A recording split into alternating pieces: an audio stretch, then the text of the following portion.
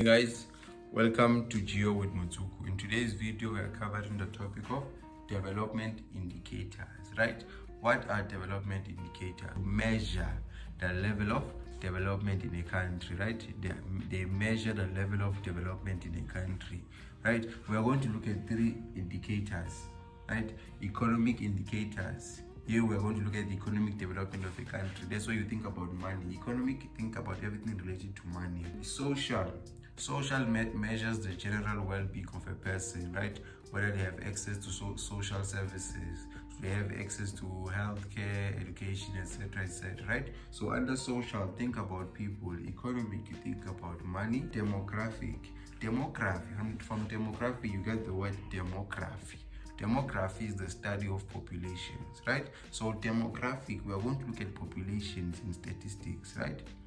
Population, we're going to look at things such as birth rate, death rate, infant mortality rate, life expectancy, right? Demographic, we're dealing with population. When you hear the word demography or demographic, think about population. Okay, now let's start by talking about economic indicators. I said under economic, think about everything related to money. So the first economic indicator I'm going to talk about is GDP. We all know GDP is the gross domestic product. This is the total value of all goods and services.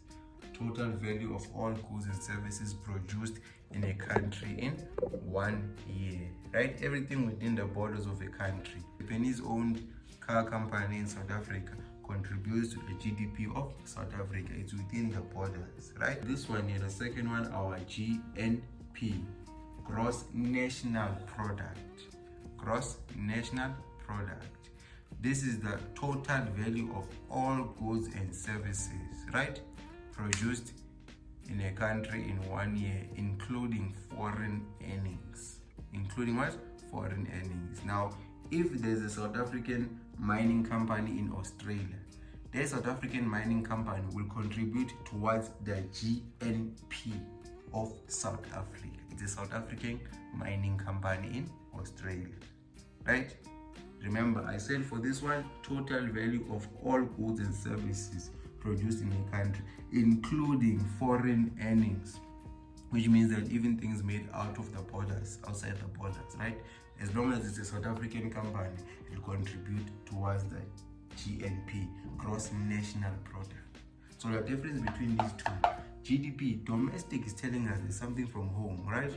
Total value of all goods and services produced in a country in 1 year, right, within the borders. That's our GDP, right, within the borders. If there's a Japanese car company in South Africa, that Japanese car company will contribute towards our GDP because it's within our borders. When you go to GNP is the total value of all goods and services produced in a country in 1 year, but it includes foreign earnings. Even if it's outside the borders of a country, it will contribute to our GNP if it's owned by our country, right?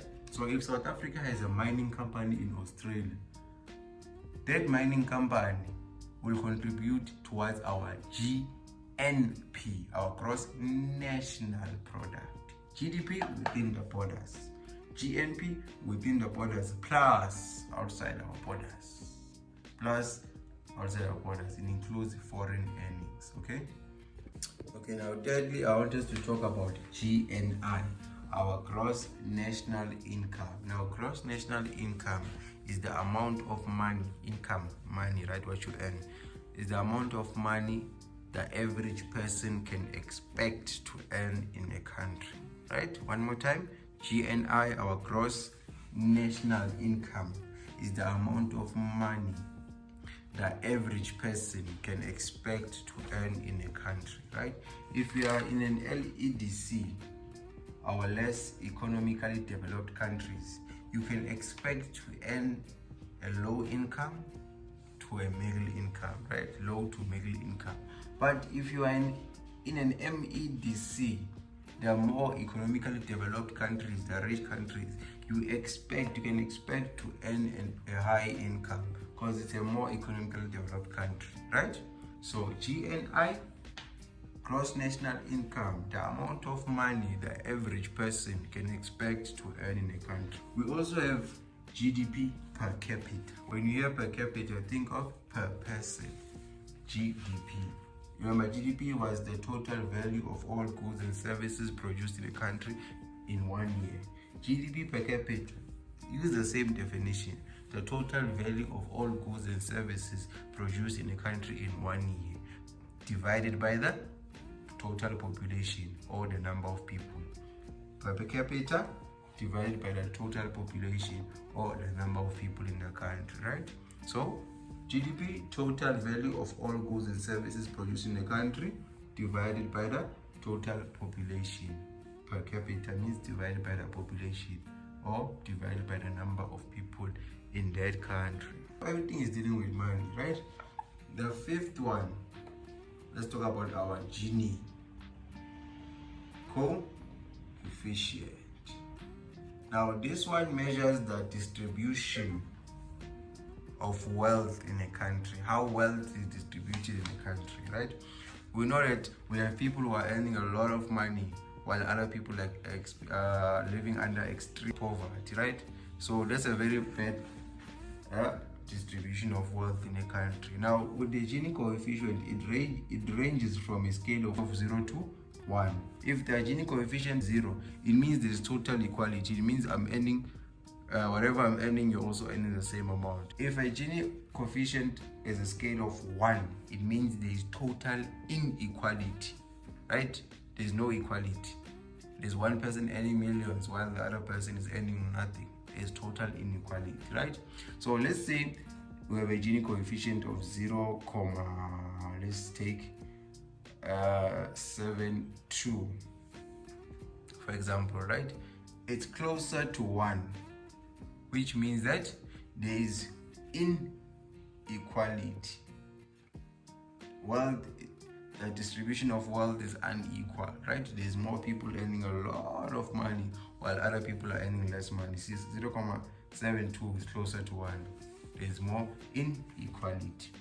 But let's say it was 0.31. Less than 5 is closer to 0, right? Which means there is some equality in the country, but not total equality. It's only total equality if it's 0, right? So 0 is a good thing for Gini coefficient. 0, total equality. 1, total inequality. So if the number is closer to 0, it means there is some equality, there is some development in that country. If the number is closer to 1, there is inequality, there is more inequality, right? Wealth is not shared equally amongst the people, right? Okay, I also forgot to add GNP per capita, right? Remember, we have GDP per capita. There's also GNP per capita, total value of all goods and services produced in a country in 1 year, including foreign earnings, divided by the total population. That's GNP per capita divided by the total population. So it's like GNP divided by the total population. Even this one, GDP per capita is equals to GDP divided by total population. You see that? GDP divided by total population. Okay, now under economic indicators, I also want us to talk about the economic structure. Economic structure. In my previous video, I spoke briefly about the economic structure, where I spoke about primary,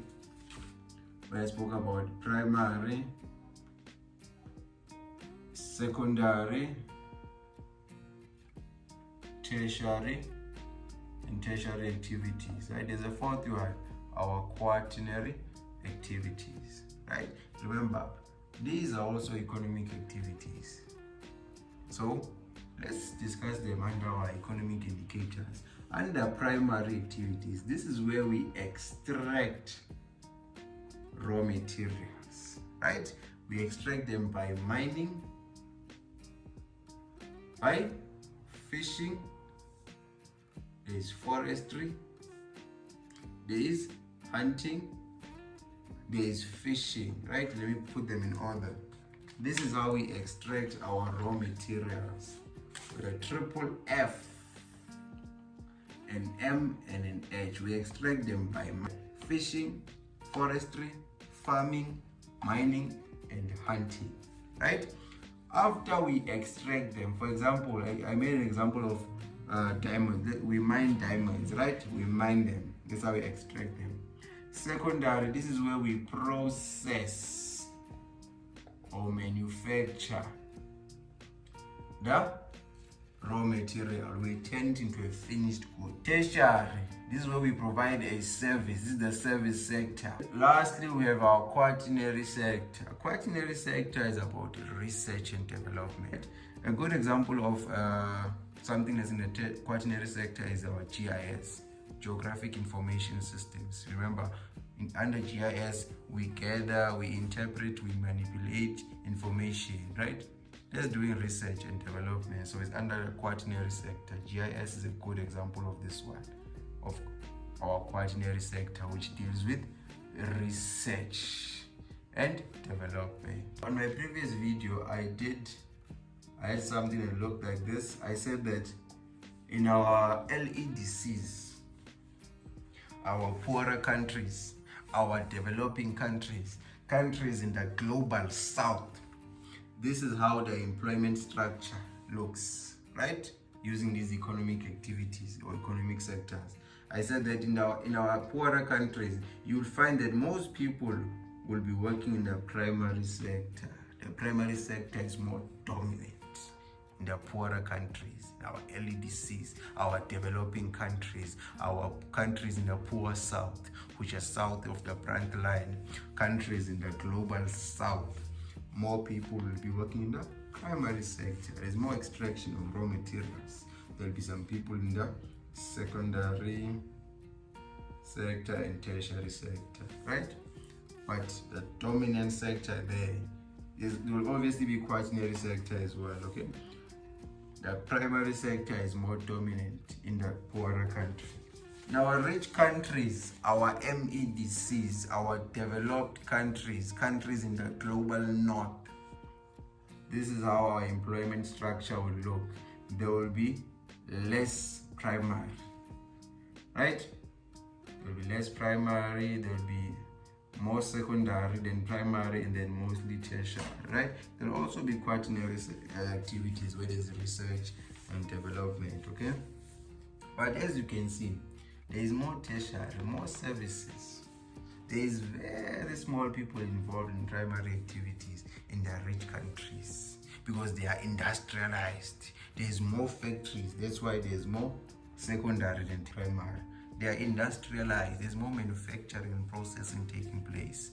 And therefore, if there's more processing, more manufacturing, it means there will be more services being provided. More things are going to be sold, right?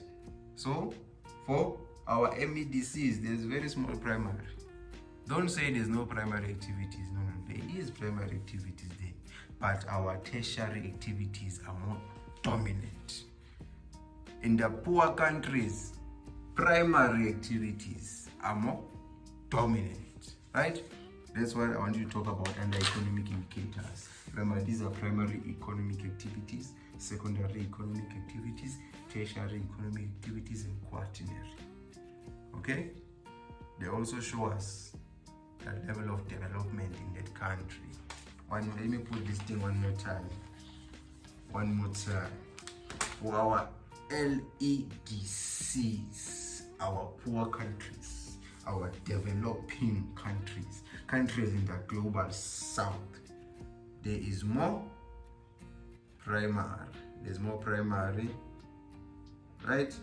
There's more primary activities. You can see how much space I left for primary.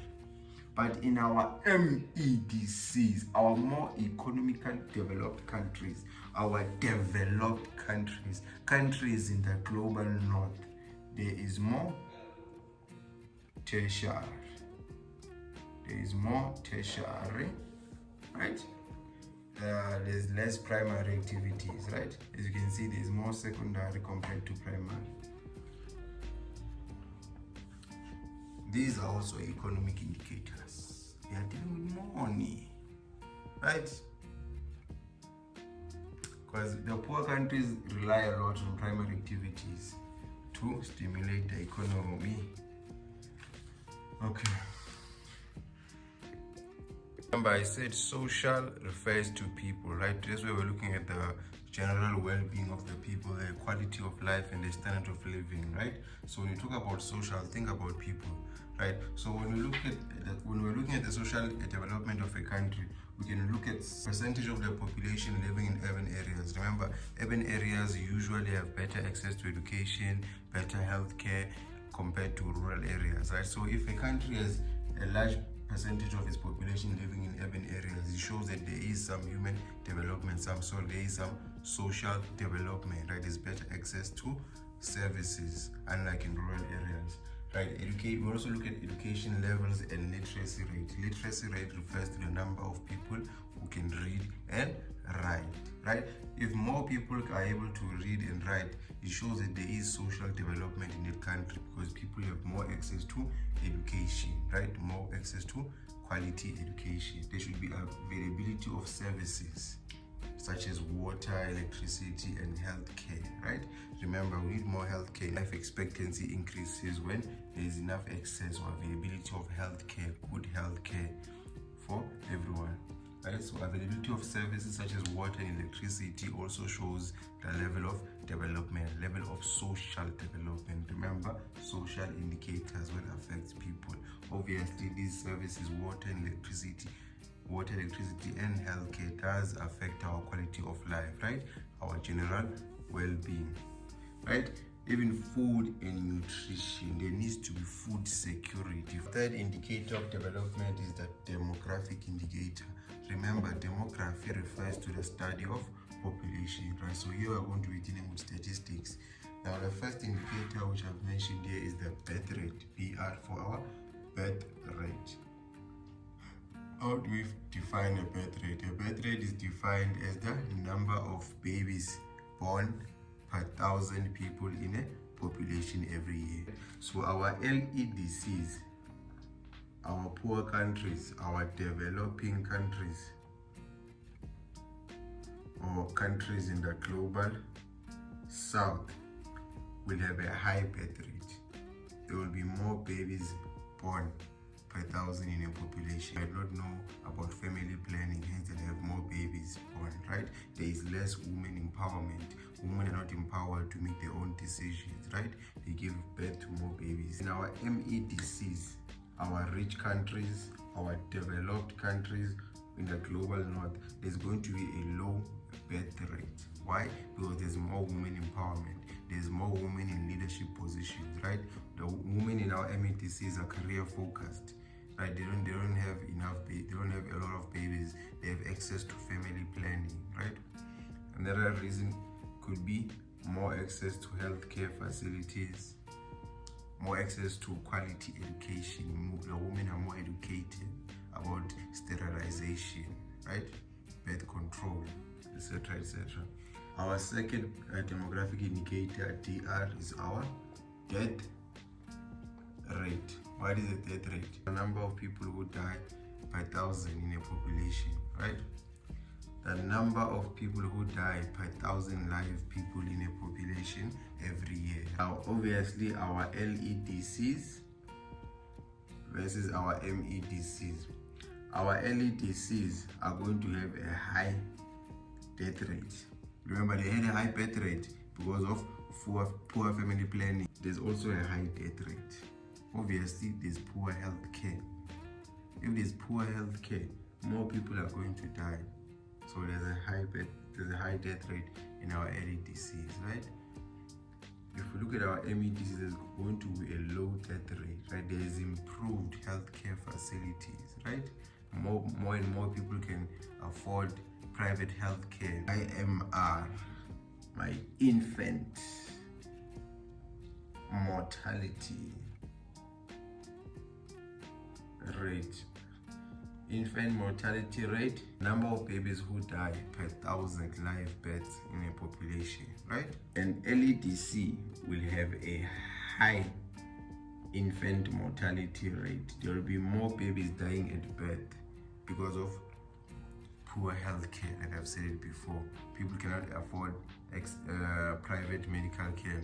MEDCs, our rich countries, there's going to be a low infant mortality rate, right? There won't be a lot of babies dying at birth because there's more food security, more nutritious food, right?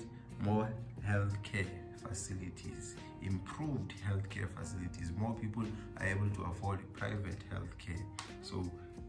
So far, everything is high for our early disease. A high birth rate, more babies being born, high death rate, more people dying.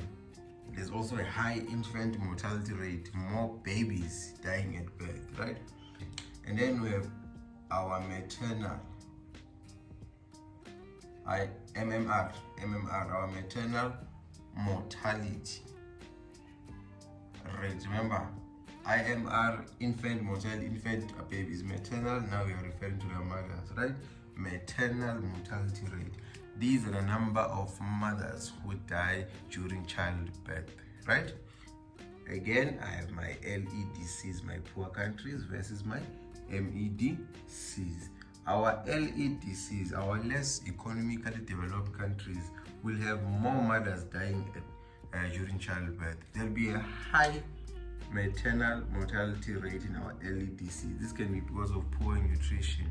It can be because of more teenage pregnancy. Remember, as a teenager, you'll find that the body is not fully developed to carry a child. So during childbirth, you'll find the mother can die. So there'll be a high maternal mortality rate in our LEDCs, whereas in our MEDCs, there'll be a low maternal mortality rate because of, obviously, I've said this 1,000 times already, improved healthcare, right?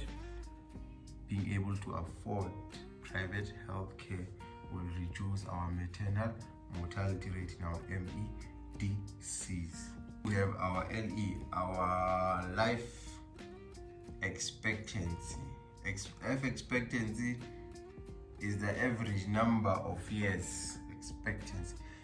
The average number of years a person is expected to live, right? In an LEDC, life expectancy, now it is low. Remember, so far everything was high for LEDC. Now our life expectancy is low. The number of years you're expected to live is low, right? For a lot of reasons, which I've exhausted already. Healthcare is poor healthcare, right? Maybe lack of access to clean and safe water, right? Lack of resources makes our life expectancy lower. But if you look at MEDCs, there'll be a high life expectancy. You're expected to live longer there because there's improved healthcare, right? There's improved education. People know how to lead healthy lifestyles, right? People can afford gym memberships in our MEDC, so they are healthier. They live longer compared to our LEDCs. Right? If you were to compare Netherlands, which is a developed country, with Zimbabwe, you'll find that the life expectancy of Zimbabwe can be, as an example, right? Let's say 49 years. You're expected to live until 49 years. And then Netherlands can be maybe 60. Let's not use 60. Netherlands can be maybe, let's say, 70 years, right? This is not, I didn't do research on this. I'm just making an example, right? Now, the life expectancy of Zimbabwe is lower because it's a poor country, right? People can afford private hospitals. There is not enough healthcare facilities to sustain everyone, right? But if you look at Netherlands, it's a rich country, it's developed, right? It has the most skilled doctors. It doesn't have a lot of people, right? There's enough healthcare facilities for everyone, right? So obviously the life expectancy there is going to be higher. You can be expected to live until 70, right? Because you're living comfortably. Whereas in our LEDC, where there's poor nutrition, there's food insecurity, you'll find that the life expectancy will be lower. You can be expected to live until 49. A common misconception with life expectancy. Remember, it's expectancy. We're not saying when you reach 49 years you'll just collapse. It's life expectancy. We're looking at an average, right? Maybe this might be the age where most people die in that country because of poor nutrition. So that we're not saying that in the Netherlands when you reach 70 that's when you collapse. We don't know, but using stats, using numbers, we can tell that around 70 years, this is when the people die in that country. So that's the life expectancy. They're expected to live around that age. I'm not saying in Zimbabwe you can't surpass 49. You can surpass it, obviously. Okay, and then lastly, I have the PGR, my population growth rate. We have our population growth rate. It refers to the percentage in which a country's population increases, right? And LEDC will have a high population growth rate. Remember, it has a high birth rate. There's more babies being born, so obviously the population will increase over time. Now, population growth rate is influenced by birth rate, by death rate, and even migration. MEDCs have a low population growth rate, right? Because number one, there is there is a low birth rate. If less babies are being born, so this means that the population will not grow a lot. Because remember, we need more babies to be born in order to have an increase in the population. LEDCs, you might be confused now because I just said the reason why LEDCs have a high population growth is because of a high birth rate. But remember, LEDCs also have a high death rate. So if there's a high birth rate and a high death rate, it seems like it's balancing, right? But the thing is, with our LEDCs, there has been improvements in healthcare, right? It's not as bad as it once was. Remember, they are known as developing countries. They are going towards development. So there has been some improvements in healthcare, right? So the death rate is not as high as the birth.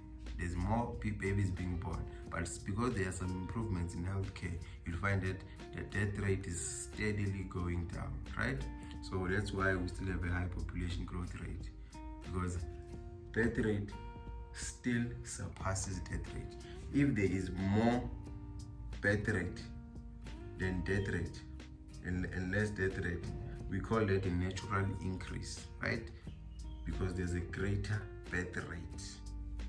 There's more babies being born than death. There's less death compared to birth.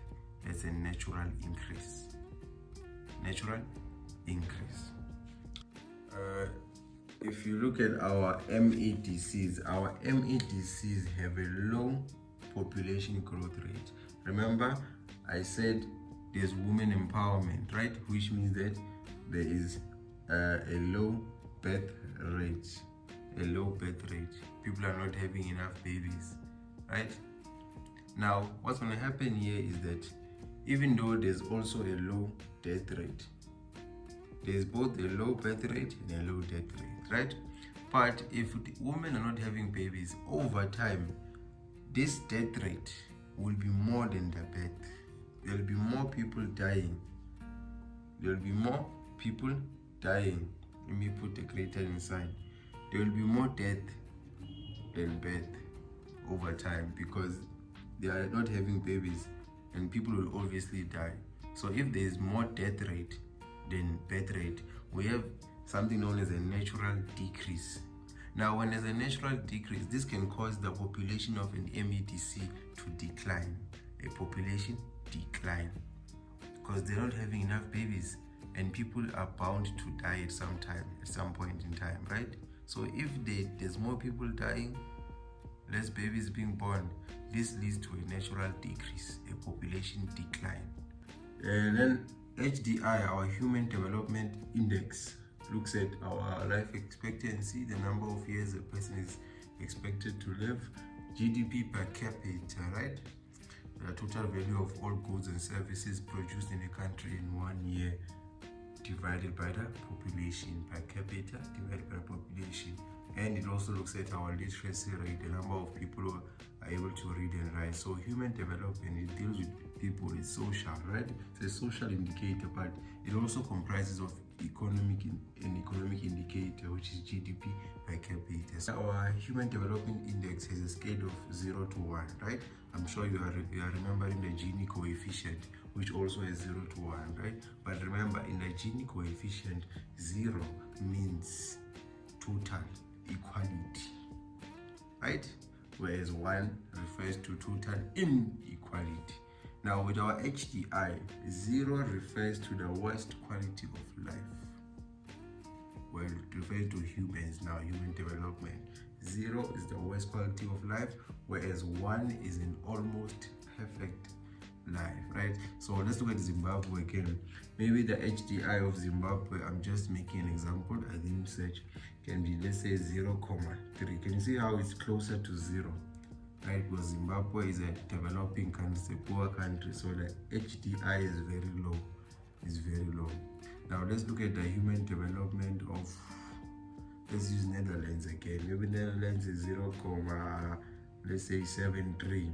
You can see how it's closer to 1. 0.7 is closer to 1 because it's a developed country, it's a rich country, right? So poor countries will be closer to 0, worst quality of life, whereas the rich countries will have a number closer to 1.